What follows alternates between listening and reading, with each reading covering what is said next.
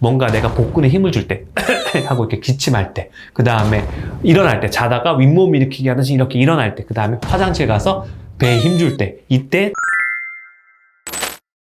안녕하세요, 로고성형외과 윤주황입니다. 이제 최근에 자가늑연골, 이제 내 갈비 물렁뼈를 이용해서 코끝을 올리는 수술을 하시는 분들이 정말 많이 늘어났어요. 그래서 제가 성심성의껏 이 장단점에 대해서 조금 말씀을 드리려고 합니다.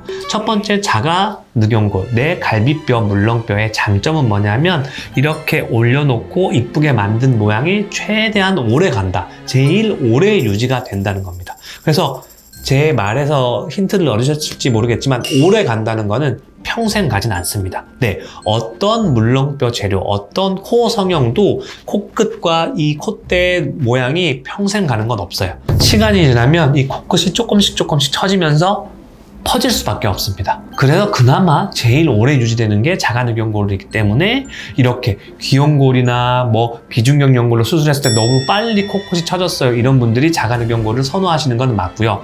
그래서 그 장점은 제일 오래 간다. 그리고 양이 풍부하다. 그래서 뭐 구축이 왔거나 아니면은 또 이렇게 코가 들렸거나 코가 너무 작으신 분들은 풍부한 재료로 뭐 최대한 원하는 모양으로 만들 수 있는 게 자가늑연골이다. 그 두 가지가 제일 큰 장점이 되겠죠. 하지만 분명히 단점도 있습니다. 첫 번째 단점은 가슴팍에 채취하는 부분에 흉터가 남는다. 아, 원장님은 성형외과 의사니까 흉터 제거술도 하잖아요. 그럼 최대한 꼼꼼하게 꼬매면 흉터 안 남지 않나요?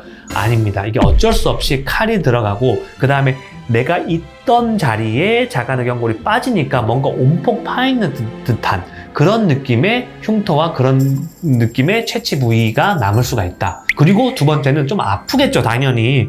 왜냐하면 코 수술만 하면 코만 아프면 되는데 이 자가늑연골을 떼야 돼서 조금 아플 수 있다. 근데 얘가 왜 아픈가를 아셔야 돼요. 그냥 계속 아픈 게 아니라 우리가 자가늑연골을 채취를 하려면 그 물렁뼈, 우리 갈비 먹는 거 생각해봐요. 갈비를 먹으면 수원 왕갈비 같은 거 이렇게 둘둘둘둘 고기가 있죠. 이 고기를 뜯어 먹는 거잖아요. 여기도 똑같아요. 고기가 이렇게 층층이 쌓여 있는 거예요. 그러면 그 근육을 자르고 안에 있는 늑연골을 채취하는 거기 때문에 그 근육이 붙을 때까지 조금 통증이 느껴진다. 그래서 계속 아픈 것보다 뭔가 내가 복근에 힘을 줄 때 하고 이렇게 기침할 때, 그 다음에 일어날 때, 자다가 윗몸 일으키기 하듯이 이렇게 일어날 때, 그 다음에 화장실 가서 배에 힘 줄 때, 이때 조금 한 일주일 정도 통증이 느껴질 수 있다.